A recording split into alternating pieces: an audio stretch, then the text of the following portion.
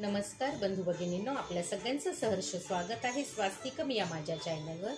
आज मी आपल्यासाठी श्रीदेवी भागवत पुराणातील पुढील अध्याय घेऊन आलेली आहे।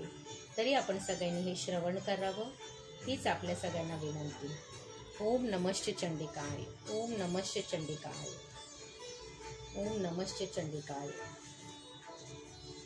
त्रिशिराची तपश्चर्या। हे मुनीश्वर द्वैपायनांनी रचलेले कथामृत आपण आम्हाला देत आहात, तरीही आम्ही तृप्त झालो नाही। म्हणून आपण पुराणातील श्रेष्ठ अशी पापनाशिनी आणि वेदांकडून समर्थित अशी प्रसिद्ध कथा आम्हाला सांगा। त्वष्टांचा पराक्रमी पुत्र वृत्तासुर जो होता तो इंद्राकडून का मारला गेला? आपण तर प्रथम म्हटले होते की देवी भागवतीकडून वृत्तासुराचा वध झाला। हे कसे शक्य आहे? कारण की एकाच व्यक्तीला दोन भिन्न भिन्न देव कसे मारू शकतील? आपण शंकेचे निरसन करावे। व्यास म्हणाले, हे राजा, वृत्त आणि इंद्र यांच्यात वैर उत्पन्न का झाले ते मी सांगतो।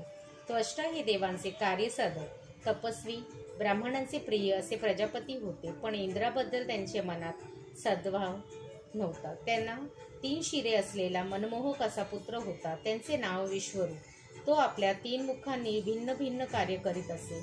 त्याने सर्व भोगांचा त्याग करून कठीण अशी तपश्चर्या केली।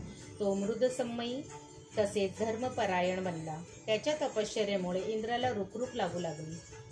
त्याने अप्सरांना त्याची तपश्चर्या भंग करण्यासाठी पाठविले, पण त्या सर्वजणी अयशस्वी होऊन परत आल्या। हे पाहून इंद्र स्वतः पापशुद्धीच्या प्राबल्यामुळे त्रिशिराच्या वधासाठी उद्युक्त झाला।